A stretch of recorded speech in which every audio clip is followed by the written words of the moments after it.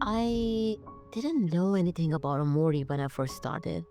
No trailers, no spoilers, just this really depressing game cover. And I'll be specific. Anything that's dark, I'm immediately drawn towards dark things, such as Omori. At that time in my life, I was carrying a weight I couldn't name, a guilt that had settled in so deeply. To a point, it followed me into my dreams.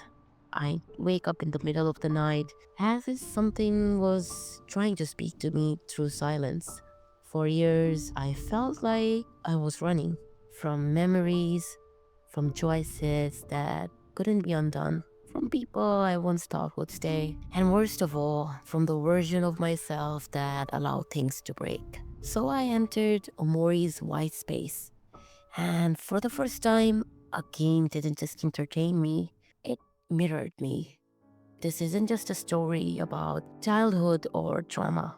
It's about the things we lock away, the guilt we dress in silence, memories we bury so deep, we start believing they aren't real. Omori makes you sit with that. It doesn't let you run forever.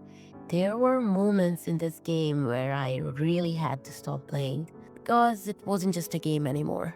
It was peeling back parts of me I thought I had buried. It made me relive the feeling of saying goodbye before I was ready.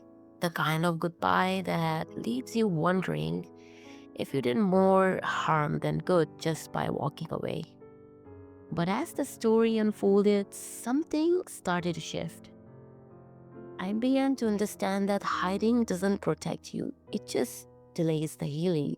And somehow, in this surreal, heartbreaking world, I found peace.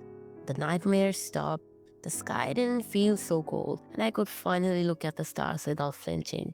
Around the same time I played Omori, life threw something terrifying at me. An accident, one that made me believe for a split second that it was the end. But it wasn't. And when I opened my eyes again, I saw everything differently. I realized there's a reason I'm still here.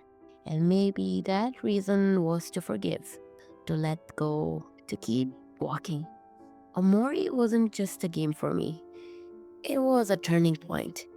A quiet voice that whispered, "It's time. It's time to stop blaming myself. Time to stop wishing the past had gone differently. Time to heal."